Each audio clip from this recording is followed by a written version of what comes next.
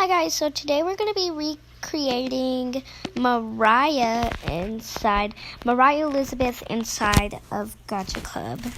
So this might be kind of creepy, but I'm watching one of her videos right now, and it's on pause. So, I am going to be recreating her, and the music you are going to be hearing is Moriah talking. So let's start it. And I'm going to be looking through it and selecting a piece and I'm going to redo it as much of an adult as I will be. I need some water. In one of my art things to do when you're bored videos, this was like one of the things that I did, but I kind of did a quick version because, you know, in those videos I'm like focused on doing a lot of different things in one video. That was kind of a shallow swim. We're going to do a deep dive. Alright. Like my really little kid artwork. My parents have all of that. In here I have stuff mostly from like ages 10 and up. Mariah's random book. So random. Cringe is already affecting me. We've got some interesting creatures here. Yammy, Bug Crooked, Mr. Dung Dung. Right? Hey, yeah, get up now, get up now. That's not art. It might be kind of difficult to actually find me trying to make art because I actually didn't put a lot of effort into the art that I did make because every time I did, I was just like really disappointed. For some reason, I like doing this. I would just write down words. Oh, more.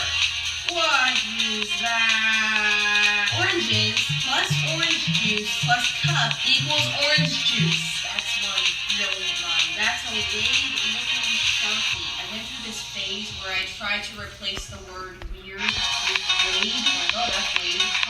It's so unfunny, it's almost kind of funny. Oh, that's lovely. That's charming. Okay, kind of looks like art a little bit. The colors in this look just like my sweatshirt. How did I stay in there? How did that happen? Oh, look at that. Does that mean that it's meant to be possible? There's something here. Okay, this is the first one I'm going to choose. Let's go for it. Hello. Let's have a fabulous little art critique. This piece features a very wobbly and wavy rainbow background. I believe I was around 10 or 11 when I did this. Clearly, rainbow has been a long-lived obsession because I should have learned by now how to color in the lines. I was clearly still struggling with that. And they have faces. We got happy, goofy, nerdy, dead, or angry. Angry and dead. And that's me. I'm going to redraw this in my current sketchbook, which I can fill out like 3 pages of it.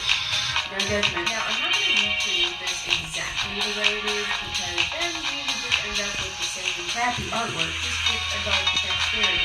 So I'm going to try to like rework the composition. I'm putting all of them together. And then I'm just going to have a single rainbow behind them swirling around. No, that's stupid. Just swirling around the page. No, that's ugly. You know what? I'm going to have the rainbow shooting through the clouds. New competition. I am going to keep the faces on the clouds. There isn't that much going on in this drawing. We can't really spare any details here. Alright, the sketch is complete. I'm going to use my lovely pasta pens. By the way, I took the labels off of my pasta pens because I had a sponsored video a while ago and I needed to ditch all the logos. That's why my pastas have been stripped naked. Interesting stuff. Yep, great.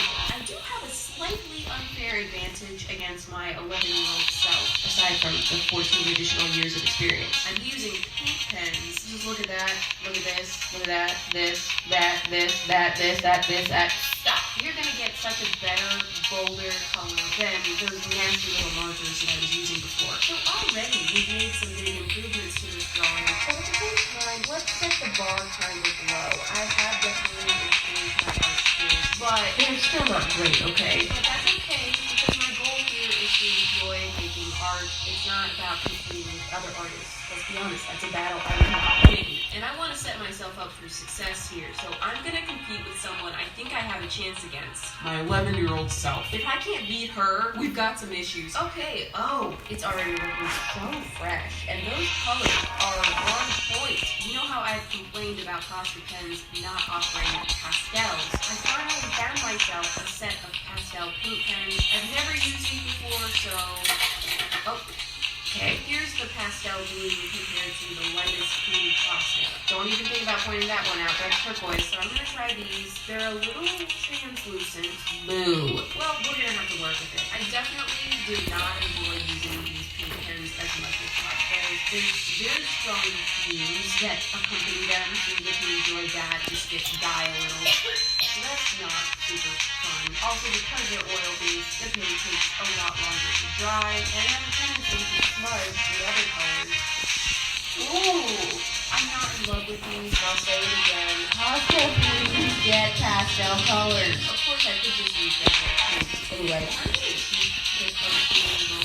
However, I did want to give them some sort of dimension and not just like, and whoops, touch my microphone. So I'm like using like different greens to kind of form the shape. Look at this body. Oh, she's curvy. I don't actually remember drawing the clouds and the rainbow, but I do remember drawing the faces because I did the clouds and the rainbow at some point, and then I remember even at the time I was like, wow, that's really messy. So I defaced it with faces. Honestly, good call. Where would this drawing be without the faces?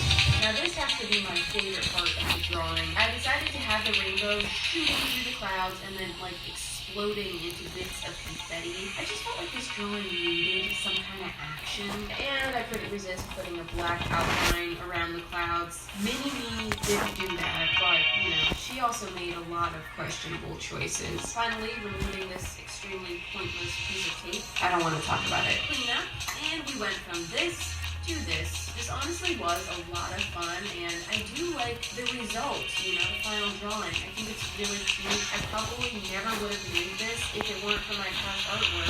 Block shading on the clouds definitely could have been better, but it's not enough for me to hate on. I think it's really cute. Oh, I already said that, didn't I? You basic fool. Moving on. Hi, we're back. I am going to switch out notebooks. Let's look through this one. I might have been like 13 or 14 when I did this one. There's really no excuse for how terrible anything in this notebook is. I was 14 when I did that. 14! I mean, I guess that's what happens when you don't practice. Did I make anything that was even remotely attractive? Face, shapes, awesome.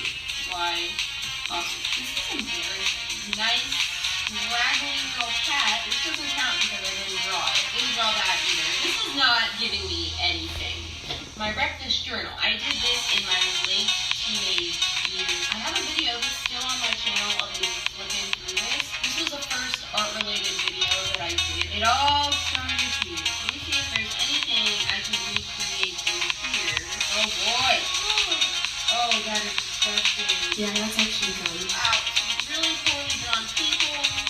That's still a problem for me. This is kind of interesting. I think I can improve at least a little bit on this, and this is kind of a cool concept. I think I'm going to go with this. Let's do it. Since this is a Rectus journal page, it was obviously made to follow the prompt, which is draw lines with your pen or pencil, lick your finger and smear the lines. So what we're saying here is this page is just soaked in saliva. No, actually, I didn't lick anything. I just used water. I wanted a more dramatic smear, and I also thought it was pretty gross to just keep on licking my fingers. The obvious area of opportunity is this poor girl. Considering some of the other things that I saw in this book, she's actually not terrible. She does have some good qualities, from her snake eye to her noodle legs, the way her right foot perfectly hides behind her left, so that I wouldn't have to draw it. Where her hands are just smudgy blob, so that I wouldn't have to draw them. Not to mention, she's wearing a brick. Let's move to the next page of my sketchbook, and I'm going to create this in landscape orientation. Here we go. I am going to kind of crop her a little bit and zoom, make her a little bit bigger, because I want to get some better details on her. We're going to get some actual hands. So let me get this statement out of the way. I'm not the best at drawing people, and every time I draw a person in a video, I get those comments like, you know, you should be doing anatomy studies and sketching every day for 30 minutes and I'm just like, I just don't want it. I know they're right. If I did all of those things, my drawing skills would definitely improve. I mean, if I feel like practicing, then I will. But I have zero interest in making art into a chore. It's always been something that's just fun, and I'm fine with just kind of improving naturally. I'm using some lovely watercolors here. You can definitely tell which colors I'm most interested in. Okay, let's paint her. As I said, this original drawing came from my breakfast journal, the first art-related thing on my channel. For some reason, breakfast journal was kind of the first time I started actually trying with my art, which is so backwards because the point of breakfast journal is to literally wreck the journal. It has nothing to do with creating art, but I don't know, maybe this book kind of took some of the pressure off. Oh, yeah, her skin, it's quite orange. I did try to adjust it and fix it up. I have problems creating decent looking skin tones. I always feel like there's just something weird that we wait. Like it's the wrong hue. Obviously, this girl has a bit more detail than our original girl, but I did try to keep like the same look with the pink dress, the long brown hair. Once the watercolor was dry, I did go back over it with some colored pencils. I know I'm making fun of my old art a lot, but it's really just because roasting myself is one of my favorite hobbies. I haven't seen a therapist yet. I don't want to make anyone feel bad who is currently a beginner artist, no matter what your age is. It takes practice to improve. You're not just born with drawing skills. So it's not something to feel bad about if it's not the greatest right now. Just laugh it off and keep trying. Luckily, she didn't come out as scary as some of the other people I've drawn. For me, I think she's decent. I mean, it is a profile, which I feel like is much easier to draw than like a straight on. You only have to draw one side of the face, so, you know, you don't have that pesky symmetry thing to worry about. So now I just have to do this colorful, striking background. More rain? I don't know, what is this? What's falling from the sky? I'm just going crazy with it, adding tons of colorful stripes. This was pretty fun, and it was mindless and kind of satisfying. Oh, it's back, baby.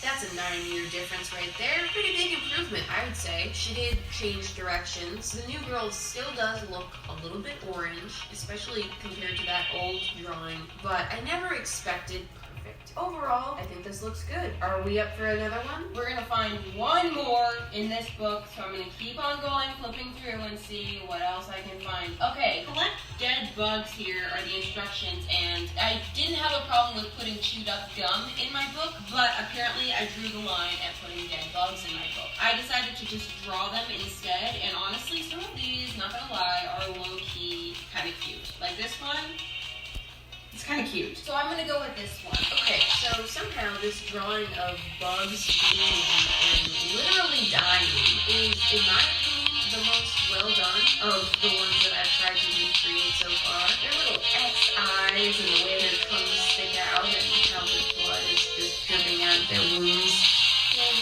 That's actually not that cute. Also, I hate this one. He just makes me really uncomfortable. We can ignore him. I think we can have fun with this drawing. I'm going to start by creating more of a setting. I want to create like the backstory, the reason for their death. So I drew a spider web. That way it'll look like all of these insects are trapped in the web, dying there. Surprise! She did it. I think there are a couple standouts here, namely this caterpillar. So I'll draw him here, even though, isn't it usually like winged insects that get caught in spider webs? Because don't they fly into it? Maybe he just fell off a tree branch and landed right there. You clumsy little boy.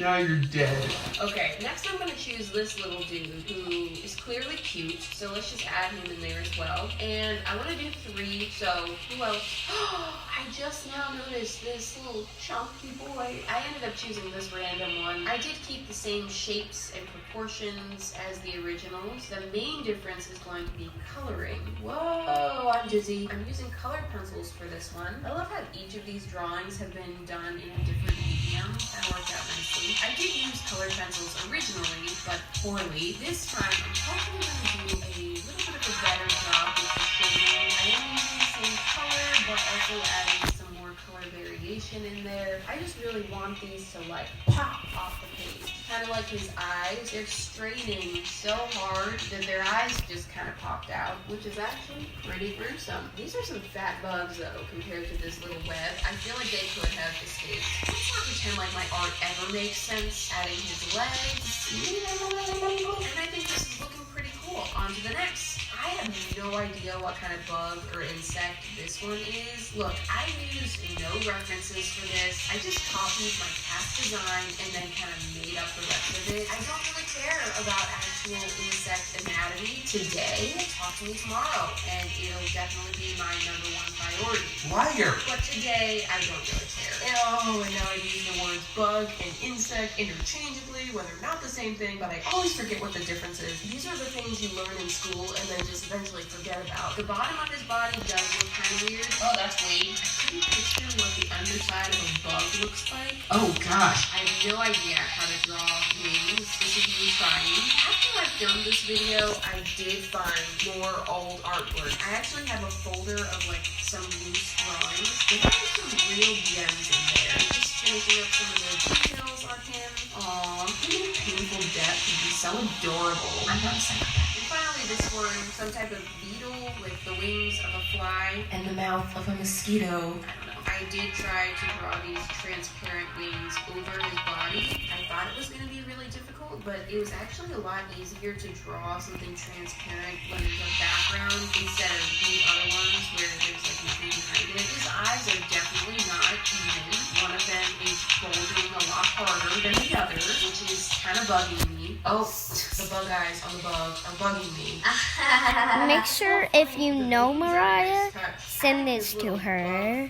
So make sure you like, subscribe, and hit the notifications button. Bye, guys! Finishing up the background, I'm adding some shadows and